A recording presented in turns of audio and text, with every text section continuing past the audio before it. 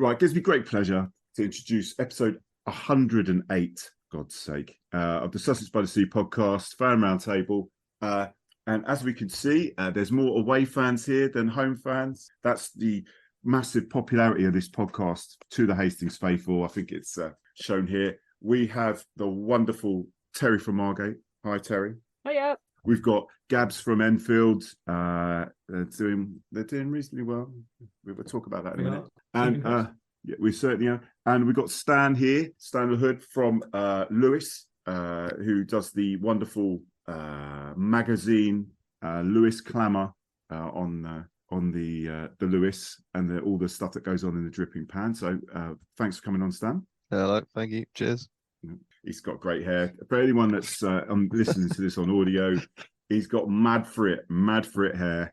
It's awesome. And we have a Hastings fan here as well. His name is Ian Grant, Booker Prize novelette reader that we know. It's all over Facebook. He's the intelligent one in the room. Ian, Daddy. how are we feeling? Well, it's not going brilliantly at the moment, is it? Well, we'll get into that. We'll get to that. Yeah, we'll get to that. Well, I'll tell you what we usually do is for people that haven't been on before, the first person we go to will be Stan.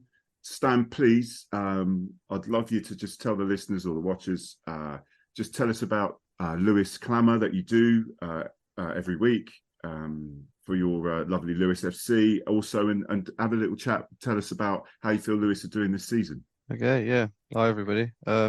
So I've been doing Lewes Clamour now for just over a year. It's quite funny because I never really imagined myself doing this sort of thing, but I do enjoy it. But I sounds it. I wrote a season review 2 seasons ago of from Tony Russell's first season of us, and it was my first season going home and away with Lewes regularly with my group of friends, and we had a great time. Like, absolutely loved it, going to places like Margate, Folkestone. Yeah, brilliant times. And Hastings. yeah. Oh, I don't think you're in the league actually at that point. That's true. Yeah. Went up that year.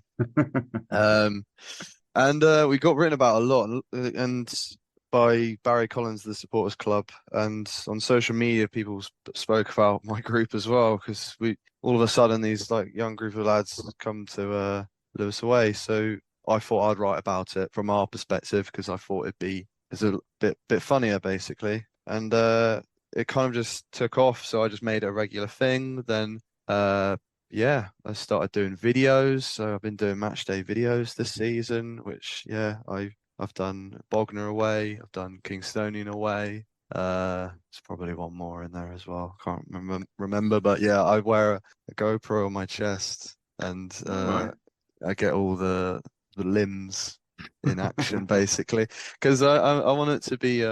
I don't make a thing about filming and holding a camera. I wear it on my chest because I want to keep it natural, so it's authentic. And yeah, everyone that watches the clips definitely gets that side of it. So I might be doing one this Saturday as we're away to Aldershot in the FA Cup for the first time. We've made the 4th qualifying round for 13 years. So good luck. Round of applause, please, for Lewes, especially from Hastings fans. You. Yeah, all right. Good. No, so the Clamour basically just grew from my writing and from videos, and I made it a good place for Lewes fans and other non-league fans to connect to each other, and I'm very key on engagement and focusing on fans' views. So a lot of the time when I post stuff, I'll retweet even stuff that I disagree with, just because it's about sharing the ideas and stuff, and especially about what's going on at the moment with Lewes with Mercury 13.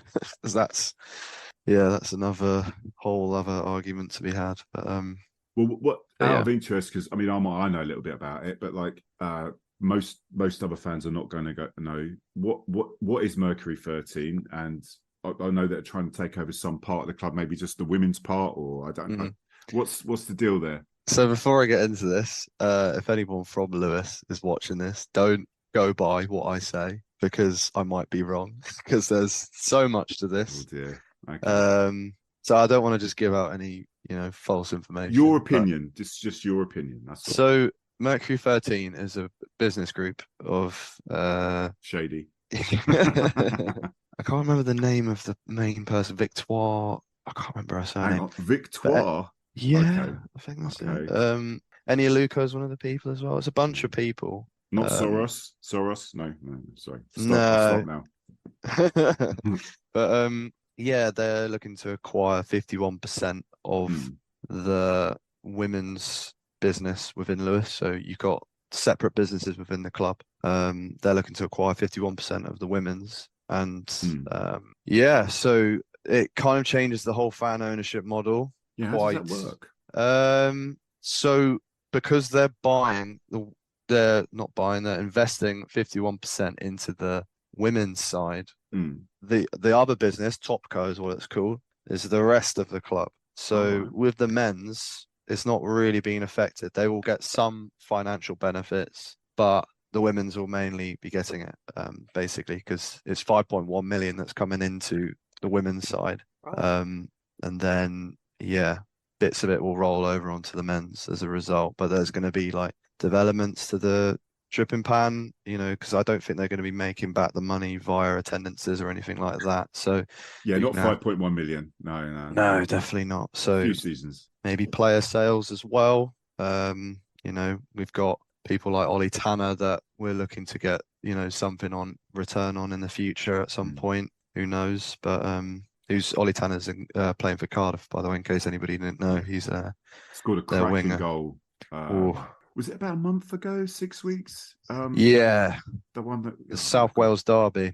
God, it was a cracking goal. Yeah, incredible, and it was certainly like the sort of goal that he'd score for us. So it was incredible to see. But yeah, Mercury 13 is. Yeah, I could talk about Tanner for ages, but Mercury 13 has caused a lot of not division, but just a lot of debate within the club, and I think it's going to continue to cause debate. And I, in my last thing that I wrote, the main headline I used was this whole situation draws parallels to Brexit. And because whatever outcome there is with this, the side that opposes it is always going to blame the other side. So because this is very, it's just weird though, buying half a club. I just don't, for me, it's like you buy the club. But maybe I'm just old. But like they're investing in they're going to have a majority stake, so they're going to be able to make changes, let's say. But the board of directors, who are brilliant, I think they've done a really good job. They're doing a very good job to ensure that there's going to be no major changes, like moving the women's to a different stadium, or changing the name, or changing the crest, changing the colours, along with many other things. Also ensuring that Mercury 13 don't sell on their stake to, let's say, the Saudis at some point in a few years if it really starts to blow up.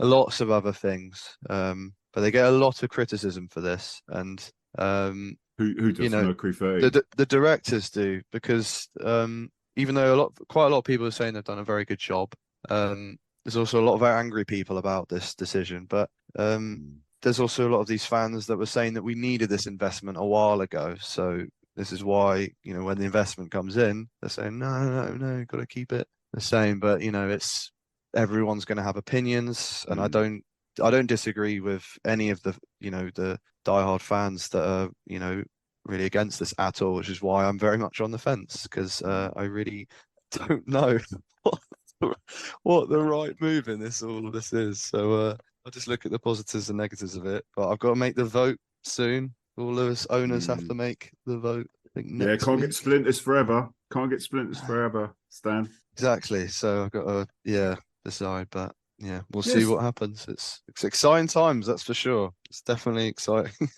That's the thing. I mean, it's with money comes what they want to do, and so I mean, that's ridiculous. I mean, most people can jump up and down if they know that their club's getting an investment of 5 million. I mean, it's silly and it's lottery money, but yeah, it's a lot. And the thing is that a lot of people at the fans forum recently were saying, we can't have this sort of money at a non-league club, but this isn't going into the non-league club. This is going into the women's that are a championship club.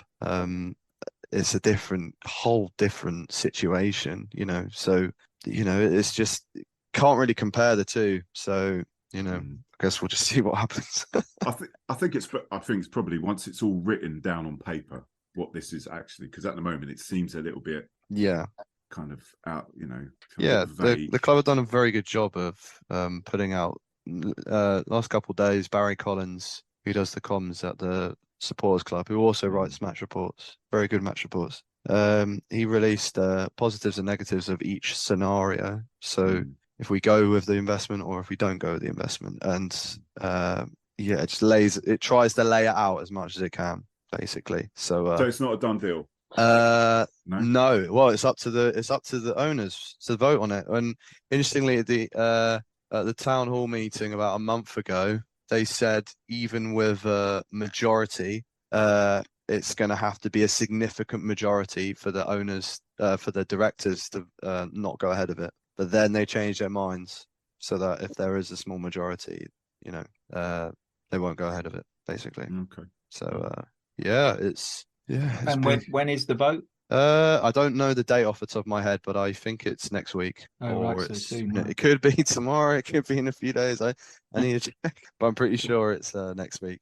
Yeah. Speaking of being like Brexit, Stan, wasn't there like an internal supporters club vote where the outcome was like 52% or something? I think there was 55, I think, or whatever. But it was in favour of the move, I believe. I remember seeing it. I think it was a supporters club vote. Was that right, I'm thinking? Or was it the club? Yeah, supporters club did a vote, and only about 150 people voted on it. So this is the thing with these sort of things, is that you're never really going to know. And again, it's a bit like Brexit, because we didn't really know what was going to happen beforehand. I mean, everyone thought it was going to be Remain, and then all of a sudden, it's Leave. But the point is that with this, even with it 55% being in favour of the takeover, it doesn't mean that people are going to be voting for it. And I saw on Twitter the women's game yesterday.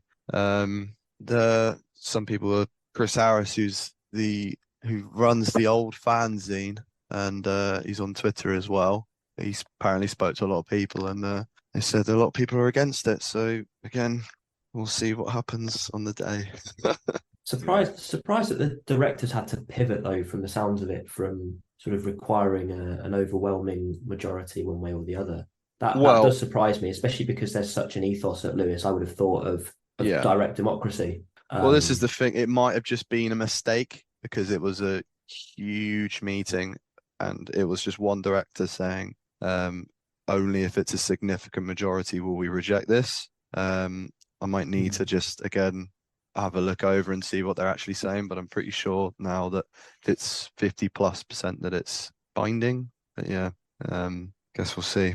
Right, and enough of that. Talk about Lewes this season. Yeah, great. This is more enjoyable for me. So we've got pretty much a brand new team. Joe Taylor left a week before the start of the season, which was a big shock. Big shock. I woke up the day of the week before the start of the season. I was going to Watford away, and Joe Taylor texted me to say that he was leaving. So my whole day was ruined already. So dreadful. But we've got Tommy Wood in instead, and he's battling his heart out, and he's not going to match the same amount of goals as JT, but I really like him, and a lot of other fans do as well. But we've got key players from last season still, like Ryan Gondo, but he's out for the next few months, so that's a big loss. But yeah, we've got a lot of new players. Arthur Penny, for example, from Millwall's academy. He's a very good young player, and we're still going for the same sort of style that we've had under Russell over the last couple of seasons. But we started very well. So we won our first 3 games, beat Cray, beat Kingstonian, and beat Potter's Bar, and everyone's thinking, "Oh God, maybe this is the year," as you would, as you do. Russell kept telling everybody to, stay calm, that's not going to be the case. And we certainly found that out at home to Folkestone, because we just got battered. And then away to Chatham as well. It was 2 big defeats in a row, really. And then we found out what was going wrong with the team. So before that, we drew to Bognor, and then we drew to someone else. So we went 4 games without a win, and then it starts to, pick up a bit. But we changed the team around. Alfie Egan, who was club captain, got moved to the bench. Same with our other experienced head, Kieran Murta. 2 big players to the team, 2 players that started well, moved to the bench and won't be playing for us again. Well, they might do, but in fact, no, they might do, but they're on the bench now, as in because they're not going to get back into this team now with how we're playing. So we've moved Penny, our centre back, into CDM, and we've got. You played Football Manager a bit. Yeah, I used to, but I don't have the time for that these days. But who else is in middle? Bradley Pritchard, I don't know how old he is, but another experienced player, and his form has been incredible since coming back into the team. He was very much like a reserve player. And Marcus Sablier, who is unreal, absolutely unreal. We got him on loan from Bromley, and he's so smooth on the ball. Just really good. I was very impressed with him. And Jake Elliott, you've got Jake Elliott from us. Jake Elliott, yeah, big fan of Jake Elliott. Yeah, I'd say he's been our best defender. I'd go as far as say that. I think he's been really good. We've got him at centre back now, and he's been even better. I think that's one of the reasons why that was one of the other things we changed. Russell changed around when form started to go downhill. We got Ronnie Vince and Jake Elliott at centre back. Elliott's just incredible. I think Hastings. Well, how do I say it? They shouldn't have. He shouldn't have left them, basically, because I think he's quality. So it's a shame that you don't have him anymore. And he's got a really good goal against you lot as well. Right, we don't need Ramasic. Kick him off. Well, that's the other thing as well. I forgot to say in all that form is that we bounced back from the winless run with a 3-1 win against Hastings. So that was you were on a run of really 4 good. defeats, and then you beat us 3-1. So look at this charity we give. The thing is, that was the first game for a very long time I went into thinking we've got no chance here. We went away to Bishop Stortford when they were 33 games unbeaten at home last season, and I still think we had a chance of getting a result, and we beat them 3-0. So, but yeah, like we've been up and down, but we've certainly turned it around at a really good time as well. Not later, because last season was a really big problem with our form at this time of year. So I'm just hoping that we can keep it up, and Saturday will be a bit of a sort of just a fun day out to kind of forget about the league for a minute and enjoy the massive game, really. FA Cup. Yeah, we're concentrating on the league, right? Right, we're going to go through this. Obviously, hello Ben. By the way, thank you for coming on, sir. Evening all. Evening all. Yeah, good mate. Sorry, I'm a bit late. That's all right. Well, Billy Wood ain't turned up. Billy Wood, get out of this podcast. Anyway, I'll tell you what. Let's go to Gabs. Gabs, obviously been on before. Enfield, you're on the same points as us. We're all kind of all around each other. Yeah. Tell us what you're thinking. Like last time I spoke to you was probably about a month ago. Was it about a month? Yeah, I'm trying to think the exact kind of juncture in the season that I spoke to you. I mean, I'm glad to say that the optimism is still there. Come November, it will probably have been crushed into a fine pulp. Yeah, Chris, it's more than a month ago. It's more than a month ago because we weren't in bad form at that point. So it must be about 6 or 7 weeks ago. Was it? Okay. It's a while ago, anyway. We're not in bad form. It's just a blip, Ben. Yeah, go on. Sorry, Gabs. Go on. No worries. Yeah, we're doing pretty well. I mean, I think we still have to temper expectations given that it's a new management and that despite having kept a decent spine, we're we've made much like Lewes a few more than a few additions, but they've gelled really well. We've already had some pretty impressive results. Going to Halesowen in the FA Cup was tremendous. Taking 250 with us on a train strike day and coming away with a 2-1 win is already a real highlight. And not quite 13 years the gap since we last reached the 4th qualifying round, but we've never gone one better. So we're hoping it's going to be third time lucky. But we got Cray Valley away at the weekend, and I think everyone's kind of a mix, because I think I'm right in saying that they're still unbeaten. They got Stephen Kim as boss, who was at Carshalton last season. He's taken 2-3 lads with him from there, plus some pretty unbelievable talent who won't be at step 4 for very long. So I think everyone's not daring to underestimate them. But we'll see. We want to outnumber their lot on Saturday, and much like Lewes, to be honest, it will be a nice day out. Hopefully we'll have some some success at the end of it. I'm nervous just talking about it, to be honest, but it'll be a great day out. That said, it's been not a distraction from the league as such, but our form has tailed off a tiny bit.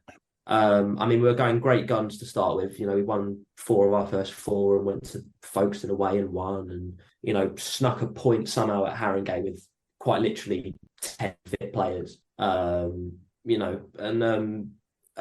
Since then it hasn't gone downhill by any means. There's been a few kind of jittery moments. Carshalton was goalless at half time, and then we sort of put in a real freak performance and lost 3-0. And at Chesham last weekend, you score 3 goals, you should come away with something, really. It was 4 pretty horrendous defensive mistakes that let them in. So with your usual kind of stability that you get in a Gavin McPherson team, and with some really decent football, has come a few kind of potential holes, but at this stage, absolutely, by no means the whole story. So it's going pretty well, and hopefully it lasts. Although I think it's 2 weeks since till we visit Lewes. So given our dreadful record down the dripping pan, they'll probably be the ones to put it out. Nothing like a bit of confidence there, eh, Gabs? No, I sound really defeatist, and that's it's not, to be fair, it's not the tone I should be striking, because to give credit to our lot, they've done really well. As I say, a lot of new additions. George Sykes has come in this week from Stortford. Obi Onyaguaras, another youngster who's hit the ground running. And obviously all the boys that have been there since the start of the season have worked tremendously hard. So they deserve a lot of credit. So I shouldn't be striking such a defeatist tone. Yeah, not yet. Anyway. You got one eye on the FA Cup. Is that what it is? The little blip. Got a dream of Wembley. Yeah. Well, Wembley, as close to Wembley probably geographically as we can get, is probably what Wealdstone maybe. So we'll see. Right. So like us, Terry, you're focusing on the league, aren't you, my dear? Yeah, I'm just looking up the league table as it is at the moment. Yeah. Well, you're 17th at the moment. Yes, I did notice that. Yeah, but we've had I think we've had like one league game out of the last 6. So yeah, it's all been cup games, trophy games. We haven't got been at least at home. two free in hand. You've got. Yeah, so I'm hoping that we can sort of build back from that, because we just need a bit of luck again. Last Saturday we changed the formation a little bit, and we didn't deserve to be losing. It was down to penalties this time, so not actual penalties. There was 2 penalties that decided the game. Yeah. One of our defenders handballed it off the line, so they got a penalty, and that's how come they scored. So yeah, we improved the defence from the previous couple of games. We've gone 5 at the back, and the match was great. The actual playing, you can't fault them, but it's just like, come on, just one little bit of luck. Can we just please have a little bit of luck? Well, I would be charitable to you, but we've got to play you in about think is it a week Tuesday, Ben? Yeah. Yeah. Yeah. And the way we're playing, we can't be giving any charity away. I'm sorry. No, I get that. All yeah. Right. I think we might do, but you don't know. You just don't know. Yeah, it's getting the mentality back into the players because we've gone 4 losses now, so it's like, blimey. Hopefully the fact that we're now getting more games at home. We've been away from home for the last 6 games. Last home game we played was 17th of September. So yeah, 17th of September. 31 days without a home game. We've been all off around the country. So yeah, hoping that getting back at home. Who you got anyway? Saturday we've got Chatham. Oh, not this Saturday. No, we've got Chatham on Tuesday. We haven't got a game this Saturday because opponents have progressed in the FA Cup. Yeah, Chatham. Yeah, they're an interesting one. Yeah, Chatham hasn't remind me, Hastings fans, and Breffo gone to Chatham, or was it Chesham he's went to? He went to Chatham, didn't he? Alex Breffo. I'm actually not 100%. I don't actually recall him going to any of those two. No, I think he has done. He wasn't one of the pack that went to Whitehawk, was he? No, he definitely didn't go there. No, that would have made me cry even more. The whole team went to Whitehawk. Jesus. Well, I'm just going to quickly check, just for the purposes of... quickly. Yeah, quickly, I know. There was rumours of a couple of clubs, but I can't remember where he ended up in the end. Oh, silly. Chatham. So I should just trust in my own... Yeah, you should trust good knowledge. Yeah, good defender, very good defender. So, they're a decent outfit. Chatham, yeah, they've got...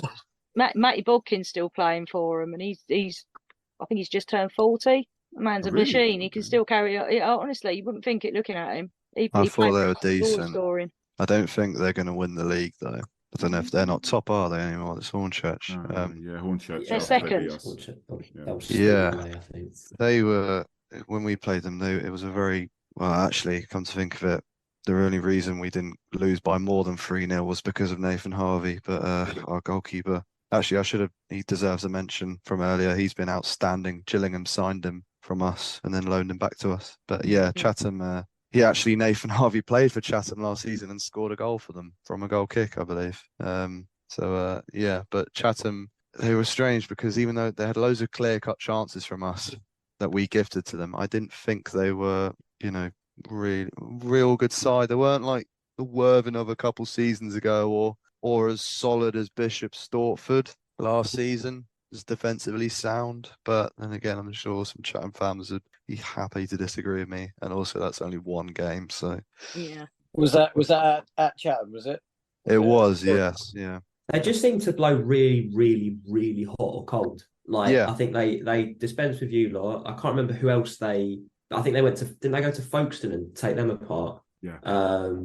And then suffered consecutive 5-1 defeats at home, which is unheard of. It's a craze. I think Joe Taylor's on the score sheet for Ramsgate on one of the games, and and then Cray, I think that was their first win.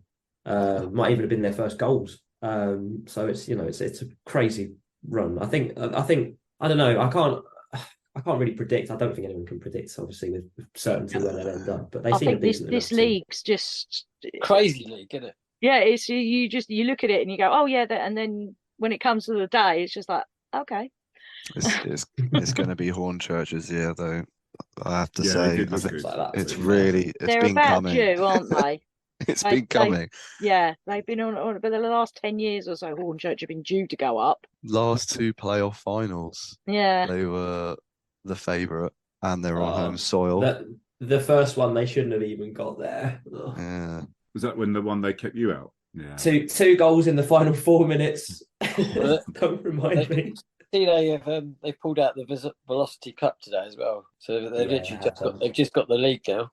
They pulled out. Yeah. They've just gone. Yeah, no, we don't want to bother with that then. Keith Wareham. Huge budget too. Yeah.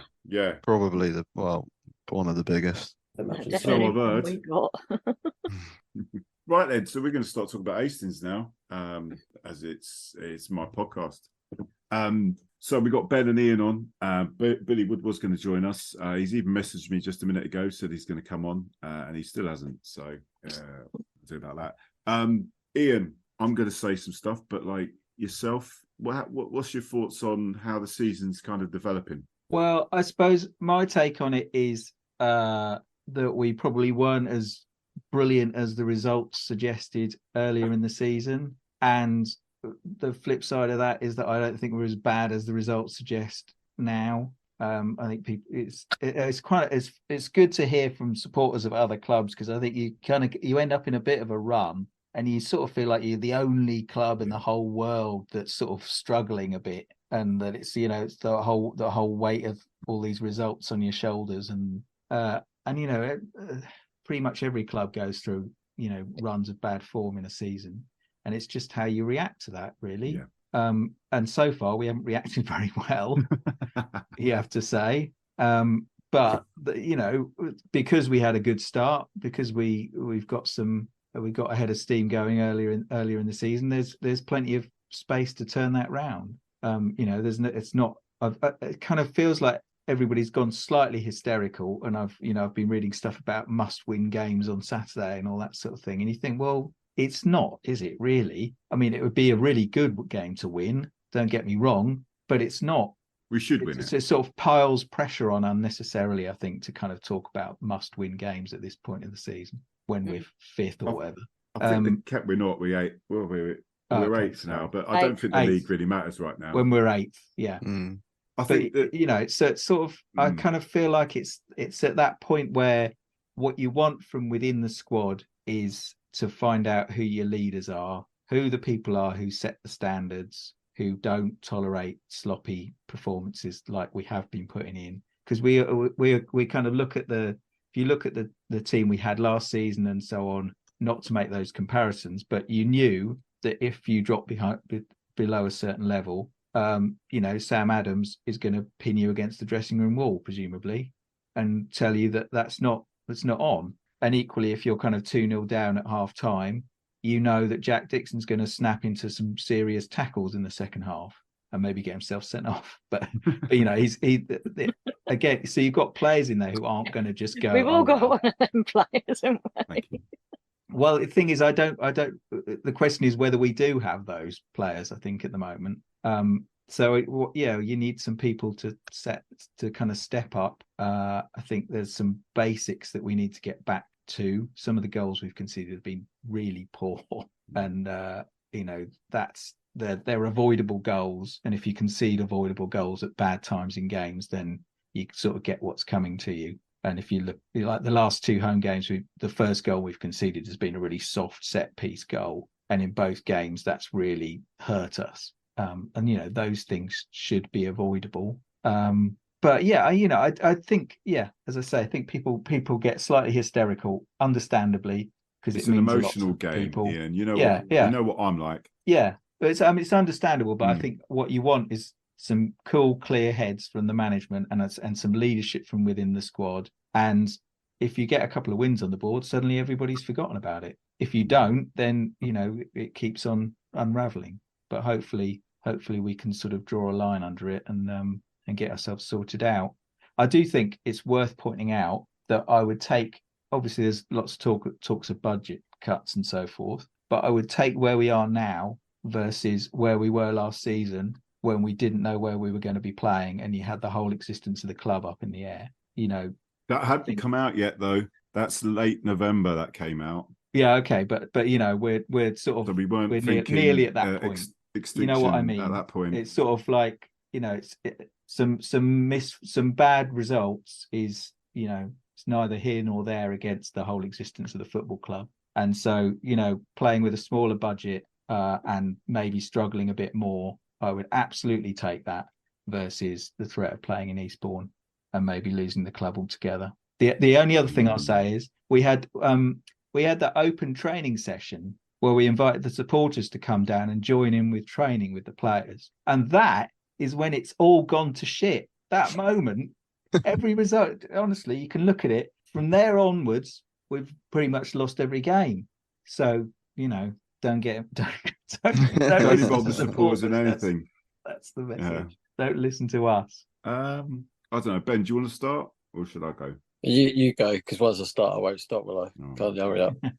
Well, it's as I say, it is an emotional game. Yeah, so I know, and anyone that knows me knows that I sometimes fly off the handle, and I won't have the right take, but as I think you've already touched on it, that the levels have not been good enough, and they've dropped considerably. And it's kind of the same team that kind of been picked, mostly the same team, even though there's clearly players out of form, or you could possibly say shouldn't be in the team. And that has continued. And, you know, even when we beat Three Bridges, who put a youth team out, and we put a first team out, and we struggled to beat them. But it's since the Dover game, we were in the FA Cup, it's just not been good enough. And I didn't go to Lewes, but from what the fans that went, they said that it weren't good enough. It wasn't a Sussex derby. We didn't play like it was a Sussex derby, which I find very disappointing. You know, fair enough, Lewes won. You know, completely give it to you. You know, well done, you lot. But you expect to put a bit of a fight up, and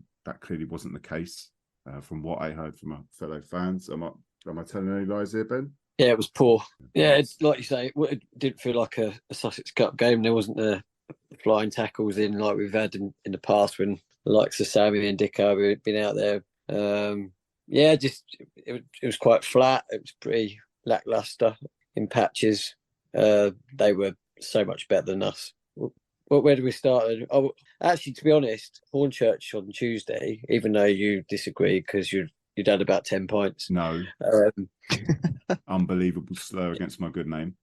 And you couldn't even see the dugouts, let alone on the other side of the pitch. Yeah, I actually thought the first half at Hornchurch was probably one of the best we played this season. In regards to effort, there was tackles going in, players are winning their individual battles. Whereas it hasn't been happening. There's been a lot of laziness around. There's not tracking back. They're losing the individual duels. It's more like, and we're struggling for characters. We're struggling for leaders. You don't know who's your captain out there. If someone said who's your captain, you'd like. They wouldn't even know. You wouldn't even know because you don't hear. There's hardly any voices. I actually thought it's very quiet. You're right. I actually thought on Tuesday at Hornchurch we had a different kind of insight of what's going on because we were literally right behind the dugouts because of the massive gap at each end at Hornchurch because of the running. It's the only place to stand, isn't it?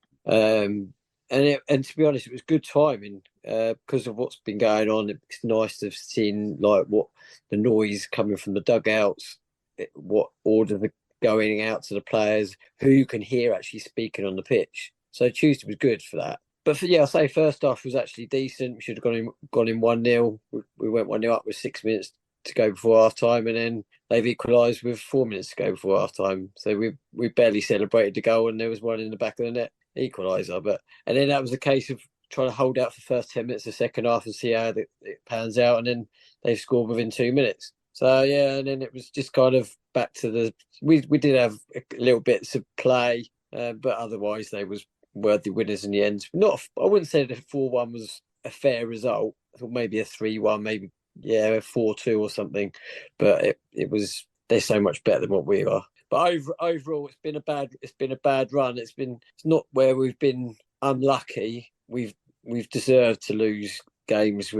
I don't agree with when players give up. And I felt like Lewes when I obviously watched the game there, and I felt like we're running out of ideas at times, and we're needing that big personnel, that big character to kind of lift them up. And like I say, in the past, we've had the local core, the players that people look up to, and they're shouting their mouths off, and that they would pin you up against the dressing room more when things not going right. And at the moment, I can't see anyone that would be doing that. It seems a bit too nicey for my liking, and it'd be interesting to see if he changes it now because it's been pretty much the same team as Chris said most of the season, even in regards to a bad blip in form. He's still carried on picking the same players. It's a bit of a worry, really, but we'll see what happens on Saturday. Yeah, I mean, Wingate's very winnable. They're not a particularly great team. It's just got to get out of this mindset.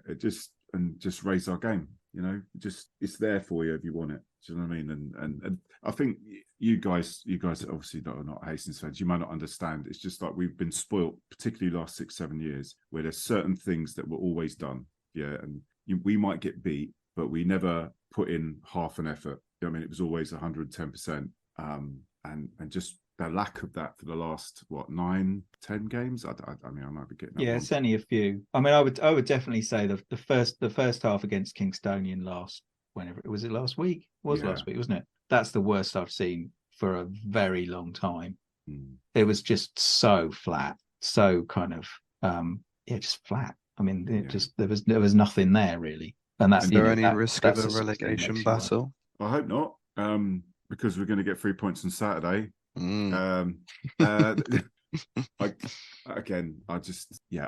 they need to butt their ideas up, and maybe some of that happened against Hornchurch. I'm not as confident about that as Ben is. And you could say, yes, I did partake in a few ales, but I felt we woke Hornchurch up, and they put us to the sword fairly easily. I felt. I know we don't agree on that one, Ben, but I think we played right first half considering how it has been, and it was a good side we did do it against, because you think we'd woke them up, but I actually thought we didn't allow them to play. We did get our foot in. We did go toe to toe at times, and we did look dangerous, especially down the flanks. John Ufer, good player. John Ufer, really good player. But yeah, I just think we just want players to step up, not regards to how they're doing on the pitch. I just think we just need those characters around them.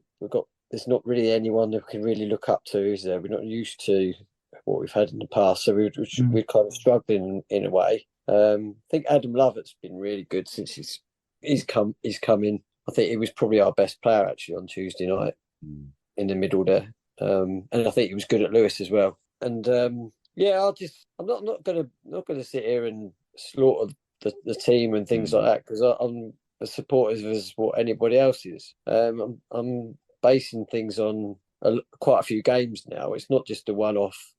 Couple of 2 or 3 games. It's performances haven't been there since. I mean, even Haringey, when we won it in two goals in injury time to win it.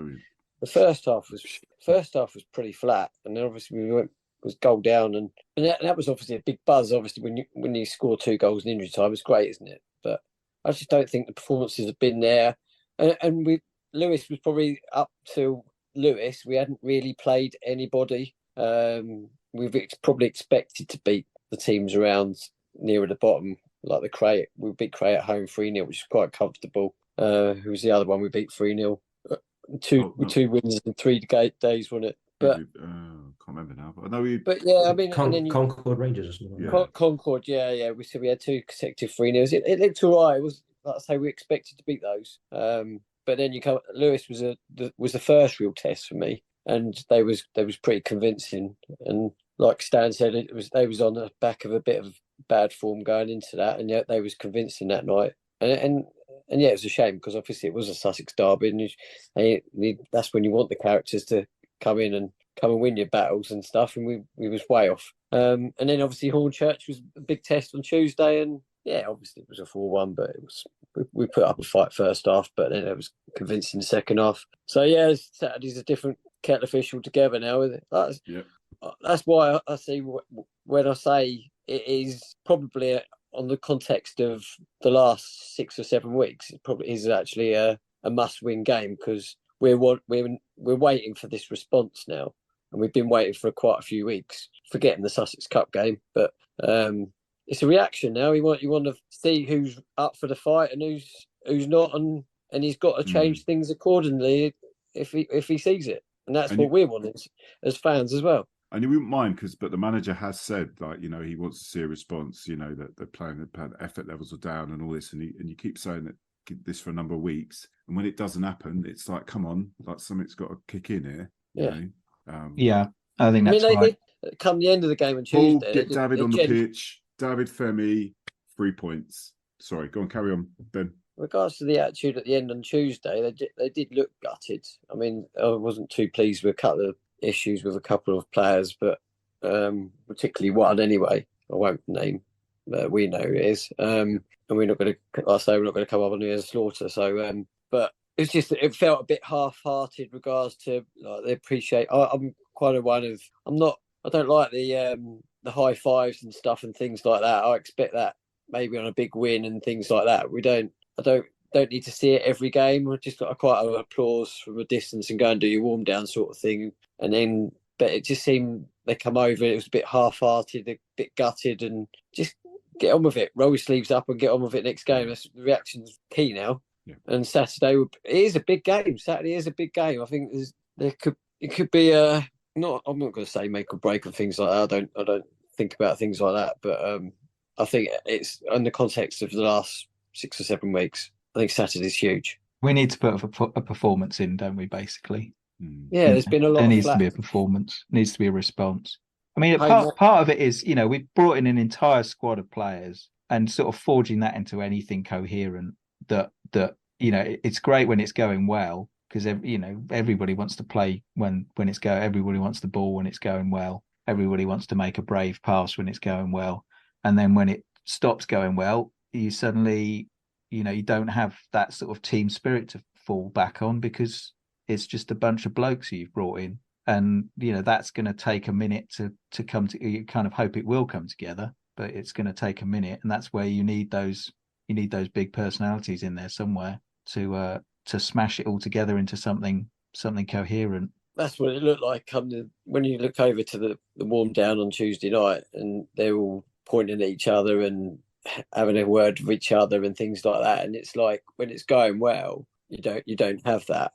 But when it's not going well, who can take the critical, not abuse, but the constructive criticism, and who can't? And who's screaming for the ball when it's not going well. There are lots of occasions where, as you say, it's very, very quiet, and you sort of think, well, somebody's got to be demanding the ball, really, making themselves heard. There was because there was that penalty decision on Saturday that didn't go our way. We didn't deserve it at that point, although it would have been handy. But suddenly you've got all the players surrounding the referee mouthing off, and you sort of think, well, okay, we could do with a bit of that among ourselves, not just when it comes to having a go at the referee. But what I find is it's not even just on the pitch where there's not as enough voices, but I don't think it's as loud as what it should be coming from the sides as well. And that was obviously another good reason why it was good to be where we were on Tuesday, because you'll see what's being said from the sidelines. And it didn't seem loud. It didn't seem enough. And then you can't hear you can't hear the players. You don't hear them demanding the ball. You don't hear encouragement, picking a player up when there's a mistake or anything. It just seems all, I don't know, it's just so flat. All aspects is just flat, really. But it doesn't need to be. I mean, we're so early into this season. What, 9-10 games in? Yeah. But as I say, this has been going on a long time now. This is 6-7 weeks of this. Anyone listening to this, it's like, just need to buck our ideas up. It doesn't take much. It's just the effort levels. Sometimes all it takes is a fluky win, and that's that's all it. And suddenly everything looks brighter. And I mean, obviously, we sort of tried that one against Three Bridges, and then it didn't suddenly look brighter after that. But sometimes that is all it takes. One thing, just on the brightness thing, I can say this because I don't stand behind the goal. The support from behind the goal is absolutely bloody tremendous in the circumstance, and fair play to everybody involved in that. And as I say, I can say that because I'm not part of it. Well, but it's it's brilliant, and that makes such a difference. And the players need to step up and match that themselves. Exactly, Ian. But you won't see any of those fans because you only see the one bloke, right? And his name's Bennett. He's got a deal with Scott White, the photographer at Hastings. Yeah. So any picture, it's always got Bennett at the front of it. Yeah. There's George, there's Joe, there's Nick, there's Ricky, there's Terry, there's loads of people. Howie, and they can't get a word in. Maybe you should all get masks made. Oh my God, Bennett masks. Yes. Confuse Scott White. What will he do? But Ian's right, though. At the end of the day, the fans can only do what they can do. And we was loud throughout on Tuesday night, even when it went 3-1, 4-1, even it comes into the game. It's absolutely brilliant. When the players left the pitch, we were just singing their names and we're right behind them. But you can only do a certain amount, can't you? And we're going to continuously do that on Saturday again, and then and ongoing from there. But we need reactions from the players because we can't do any more than what we're doing. Yeah. Saying that about reactions to players, you were telling me, Terry, your fans react differently to your players, don't you? You call them all sorts of rude names. There's one little element that went on a bit of a rant when we went down at the FA Cup game, and it's. I mean, obviously, you know what I'm like. I'm there every single game supporting them, even if they're playing badly. But when you've got somebody getting on at a particular player from 5 yards away and expecting them to sort of up their game because you've called them a very derogatory name, how do you expect them to actually up their game just because you've pointed out that you think they are how can I put this politely?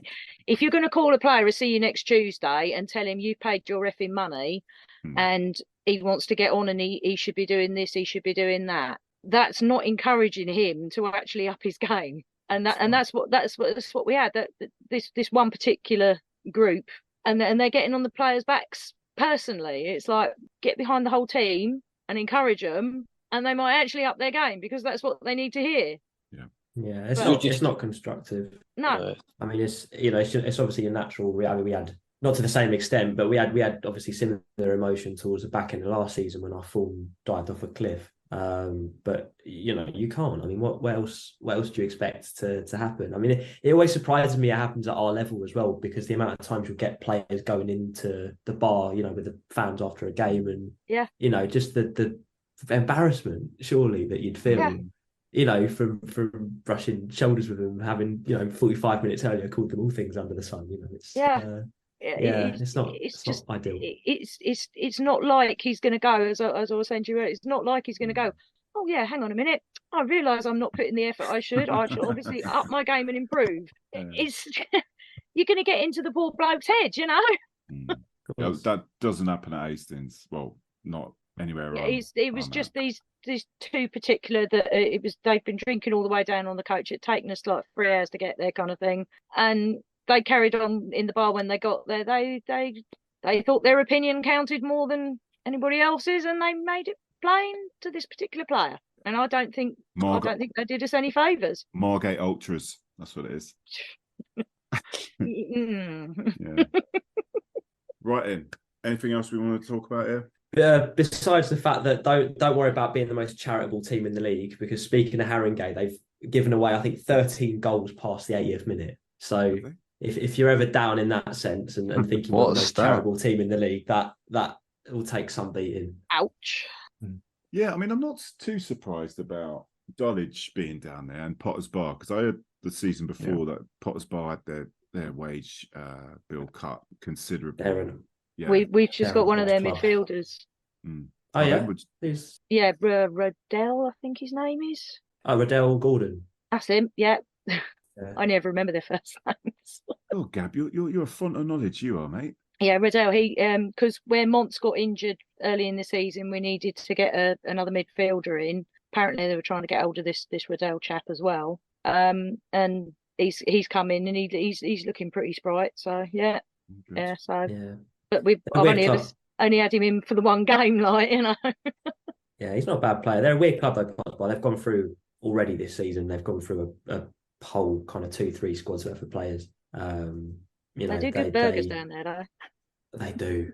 My gosh, last few years, their food game, to their credit, as it's really the standards really taken off. So fair play to them. Right. Excellent group therapy session. Well done, everybody. Yeah. Yeah. All right. Okay. Good luck to Enfield and Lewes in the FA Cup, eh? Yeah, absolutely. Yeah. Good luck, guys. Yeah. Cheers, folks. What's the furthest you lot have got then? Because obviously we got to third round proper before. What about you? Just put that in there. Well, we watched the highlights of that the other day. This podcast somewhere, didn't we? Yeah, we got to exactly. We've got to get some sort of dig in. No, honestly, is this the furthest you guys have got? It's first round for Lewes, so we've done that 3 times, and I went to one of them. I think I might have been about 7 or 8. It was to Darlington, but yeah, first round. So yeah. Okay, well, hopefully. Oh yeah. Hopefully. Who knows? I've got a lot of interesting older shot stats that gives me some little bit of hope, but also the feeling that we might just get lose 4-1. So we'll see what happens. I don't know.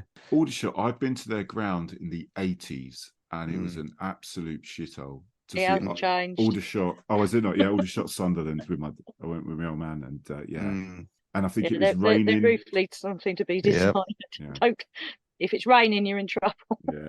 I've only heard very positive things about Aldershot. Very positive.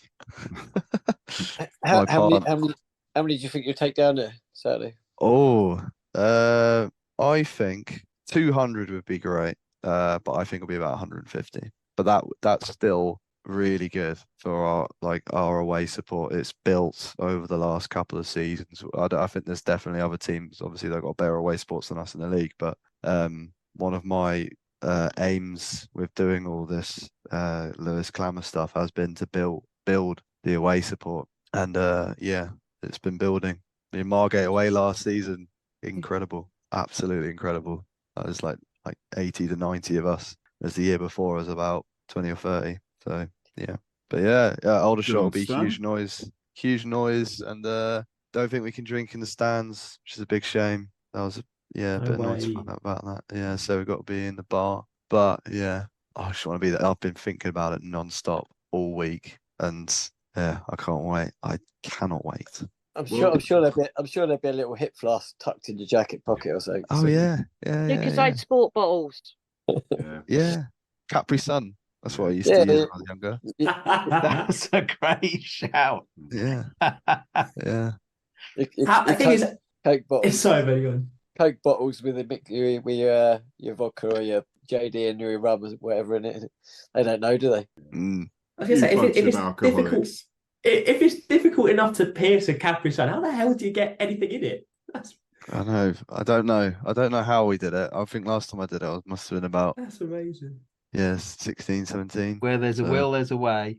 Yeah. Very true. But yeah, the one person that will get us that win, if not, I forgot to mention his name was Calvin Lomombo Kalala, if anyone hasn't heard of him, but he is some player. But yeah.